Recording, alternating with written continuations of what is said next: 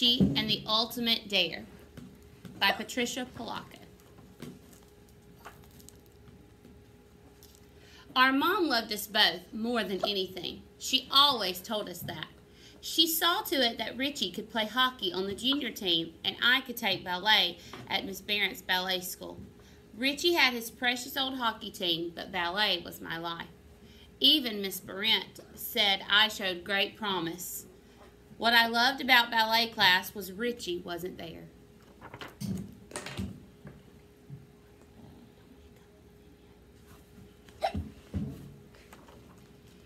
As if life wasn't bad enough, having to endure my rotten red-headed older brother all summer, my mom, brother, and I had to move away from Grandpa and Grandma's farm in Union City to Battle Creek to be closer to Mom's teaching job. Now I was going to be the new kid in school. But even worse than that, my rotten brother was going to be in the same school as I was. He was the black hole in my universe, the embarrassment of my life. The frog in my punch bowl, the spider in my cereal, the wart on my cookie, the slug in my Jell-O, the snake in my soup. In other words, this new school was going to be a disaster, all because of him. I mean, he picked his nose and looked at it. He chewed with his mouth open. He spat when he talked. He made rude noises with his armpits. And odor. My rotten red-headed older brother stank. He reeked of stale bubblegum mixed with rancid peanut butter and protrude gym socks with overtones of wet puppy. At school, he was everywhere. Our first day at Fremont Elementary School, Richie put fake dog poop in the middle of the hall floor. He even poured water on it so it looked real. Then he stood and watched as the whole school was plastered against the walls trying to walk around it. He'd struck again. Then, just as I passed, he hollered, "Hey, look, there's my little sister." I wanted to die. As time passed, I managed to make some good friends. After all, they knew it wasn't my fault to have someone like Richie in my family. One night at the dinner table, I was telling Mom about ballet class and our upcoming recital. "I heard the mayor will be there. His daughter dances at Miss Barrett's. And Mama, Miss Barrett picked me to do the special adagio with Paul LeBlanc," I squealed. "He's the best dancer in the whole school." My brother snorted and rolled his eyes. "Look, Mama, I do a grand tourtage and a ronde jambe in l'air, and almost 36 releves." I got up and demonstrated. Mom clapped and cheered. "Oh, I can do that with my eyes closed," Richie croaked. "You cannot," I protested. "Can too," he countered. "Cannot," I screamed. "Too," he said with a sneer.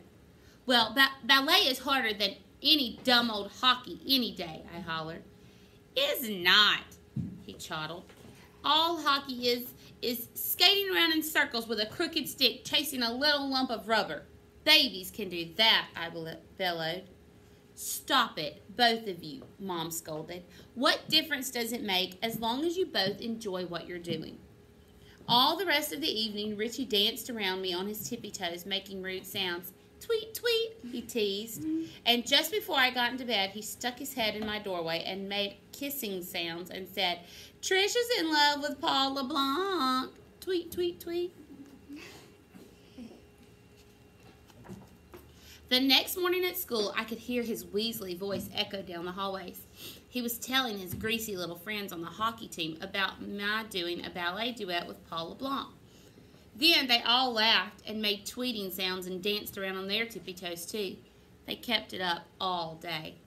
Finally, I had enough. At recess, my two friends from ballet class and I marched up to Richie and his friends on the hockey team. "Oh, Richie," I cooed. "If you think ballet is so darn easy, come to my ballet school. Be in my recital." I crossed my arms and waited for his answer.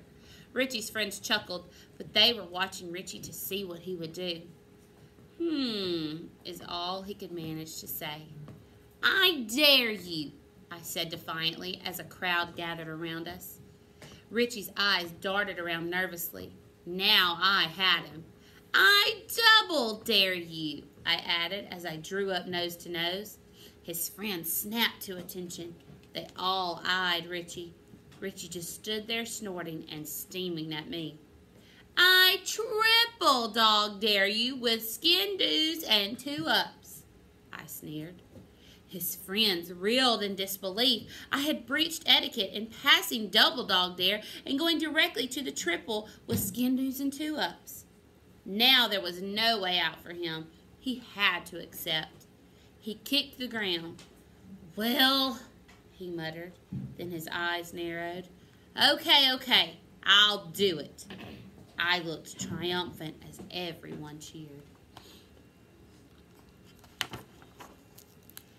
Richie and his teammates suddenly dropped to a close huddle. They whispered for a time, then they all looked at me. On one condition, Richie leered. I'll go to your dumb old ballet class, learn your dumb old dances, and be in your stupid old recital. But only if you practice with the team and play one game with us. His teammates glared at me. I thought for a moment.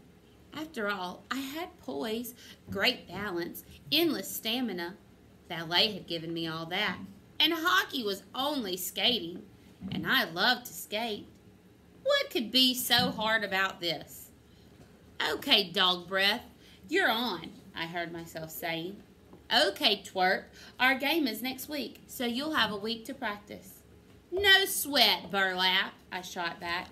You'll have a month to practice for my recital. Richie got permission from his coach and the league to let me practice and play just one game. I guess it wasn't easy, but he managed to do it. I practiced hard all week. The next week, all of Fremont Elementary School was there for the game. Even Mr. Thomas, the principal. He had all of the teachers standing in the front row. I was a little nervous.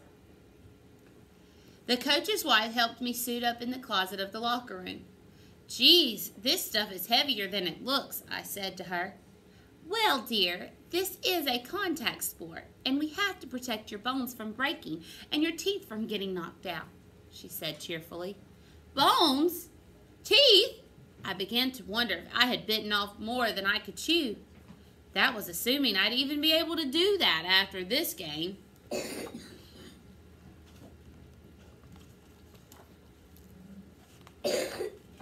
By the time Richie helped me out onto the ice with the rest of the team, I could hardly stand up.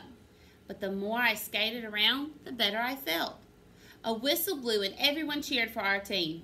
The Battle Creek Beavers! I raised my hand to wave and fell flat on my behind. It was slippery out there. One of the beavers helped me up. That's when I saw the team we were playing against explode onto the ice. My stomach turned. The Saginaw Sonics. Each and every one of them must have weighed 400 pounds.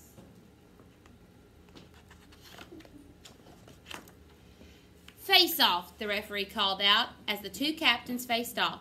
They looked real mean at each other. The referee was about to drop the puck between them. Where do I go, Richie? I called out to my brother down the line. Just stay out of our way. When that puck hits the ice, the race is on. Then the ref dropped it. There was a blur of sticks, flashing jerseys, and pinging skate blades. I headed straight for the wall to hang on. I saw the puck heading for me. It bounced off the wall and stopped right next to me. I just stood and looked at it. Hit it! Hit it! The beavers yelled at me. I heard what sounded like a locomotive and saw the Saginaw Sonics closing in. Boom! They plastered me against the wall. Their sticks singed, banged, and cracked as they tried to get the puck. Finally, a whistle blew, and they piled off of me. All that patting sure didn't seem to help much. You let 'em body check you, twerp. I told you to stay out of the way, my brother yelled as he zoomed by. The teams face off over and over again. Now I knew what to do. Stay away from both teams. I saw Richie line up the perfect shot at the Sonic's goal. Just as he was about to slap it in, one of the Sonics put out his stick and tripped him. I steamed right up to that big old Sonic and beamed him with my stick. "You're not playing fair," I screamed. I heard a whistle blow. The referee grabbed me, opened the side gate, and threw me onto the bench. "High sticking," he bellowed. "Penalty goes against the Beavers. Number 12. 5 minutes in the penalty box." So that's what was happening? This was sweet. All I had to do was trip a Sonic with my stick and I would be sent to the penalty box. I could stay in here for the whole game. By golly, my plan worked like a charm. I spent almost the entire game in the penalty box.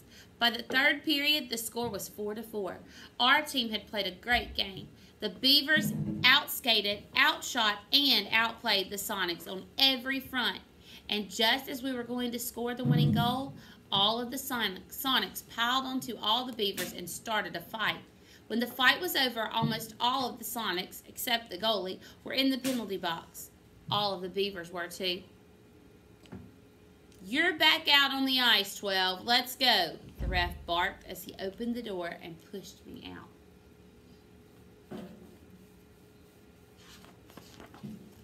There I was, all by myself out on that ice with the biggest, meanest, ugliest Sonic of all. It was their shot, and I, alone, had to guard our goal. I hung onto the net for dear life. The crowd was dead silent. The puck was dropped, and that Sonic barreled down the ice, heading straight for me. I heard him make a slap shot. Then I saw him leap into the air and land right on top of the net. He bounced off. Then he just lay there, out cold. That's when I felt it. I had the puck in my hand. He hadn't made the goal. I'd caught it. The crowd exploded. "Skate the puck to their goal, twerp. You have 30 seconds to do it," I heard my brother yell. I steadied the puck with my stick and pushed it ahead of me as fast as I could. The Sonics' goal seemed miles away. The clock was ticking, the crowd was calling out the seconds, then the puck got away from me. I slid back up to it, closed my eyes, and slapped that puck as hard as I could. The buzzer sounded the end of the game. It was all over.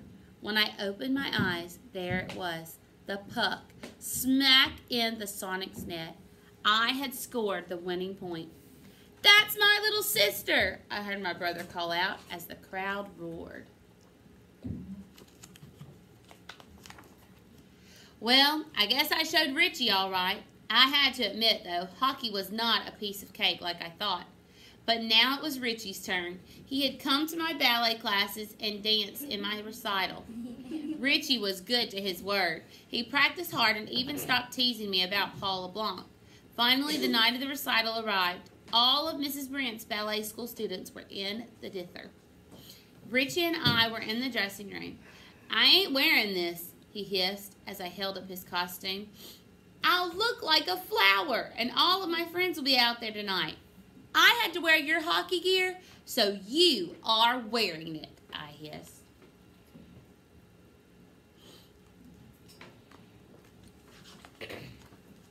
Richie complained as we all did our warm-up at the bar. He complained when we put on our stage makeup, and he complained that after all that, he was too exhausted to go on. "Guess it's not as easy as you thought, huh?" I sneered. We peeked out of the curtain. The whole school was there again. Richie turned so red his freckles almost disappeared. On stage, people," Mrs. Brent called out as she clapped her hands. We took our places on stage. The music began and the curtains parted. All of us were in perfect fifth positions. All except Richie. His feet were turned in instead of out as we started our dance in unison. He jumped when we glided. He twirled when we leaped. When we glissaded upstage, he glissaded downstage. When we did our pas de chat, Richie hopped around like a rabbit. And at the end of the number, as we all did our grand arabesque, Richie lost his balance and grabbed for the curtain. That's when the audience started to snicker. The next two numbers went very well because Richie wasn't in them. Richie hid from all of us during the intermission. Then it was time for the Naili number, the main number of the second part of the recital. Richie was a wood nymph. All he had to do was one single tour de jeu. Just one tour de jeu. Well, he did it all right and landed right on Paul LeBlanc. Paul lost his balance and fell into a fairy tree. The tree tripped, knocked over a gazebo, and finally fell through the backdrop. As we were all doing our twirls across the floor, we knew to watch a spot so that we wouldn't get dizzy. Richie didn't, so he twirled and got so dizzy that this time he grabbed the curtain and almost swung off the stage. The audience roared with laughter. The curtain closed for the second intermission. Miss Brent held her head. "Your brother has ruined the entire production," she shrieked. Then she collapsed in a heap in a director's chair and glared at me. "Miss Brent, we still have the finale. The Adagio duet with Paul and me. We have our closing solos," I pleaded. Miss Brent managed a weak smile, only to be replaced with utter horror as Paul LeBlanc limped toward her. "Miss Brent, I can't do the last number," he wailed. "I sprained my ankle when Richie fell on me." I wanted to cry. We all looked at Richie and just shook our heads. Richie saw the tears well up in my eyes. "Wait," he called out. "I can do Paul's number." Everyone groaned. "You have done enough tonight, Richard," Miss Brent said sadly. "No, Miss Brent, I really can. I've been practicing all of the steps to help Tricia rehearse. I can do it with my eyes closed." "Miss Brent, maybe he really can," I said. "He has been practicing those steps. The grand lift at the end is the only one that still needs work." "Please let me try," Richie pleaded. Miss Brent finally agreed, but no lift at the end.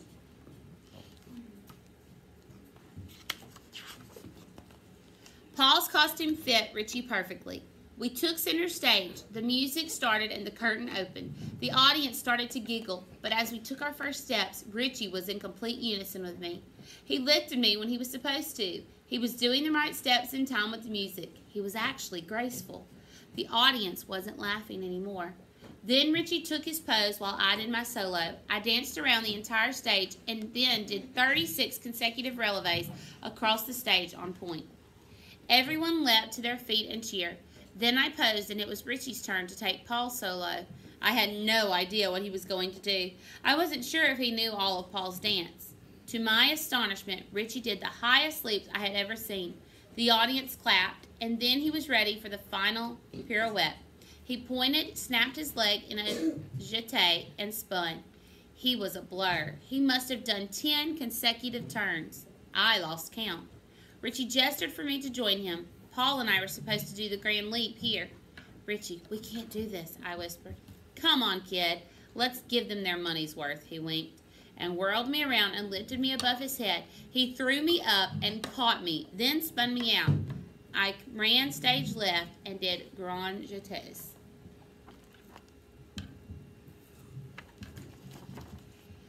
As the music built, it was my cue to run and leap into Richie's arms. He was to lift me over his head and hold me there while he spun and hurled me into my last arabesque. My heart was in my throat. I looked at his face, I closed my eyes, and ran directly at him. I leapt high into the air. "Please don't let Richie mess up," I prayed. I was airborne. I could see Miss Brent cover her mouth and gasp. I was airborne. Richie caught me. It was perfect. Perfect. We nailed it. The audience jumped to their feet and roared, cheered, and clapped.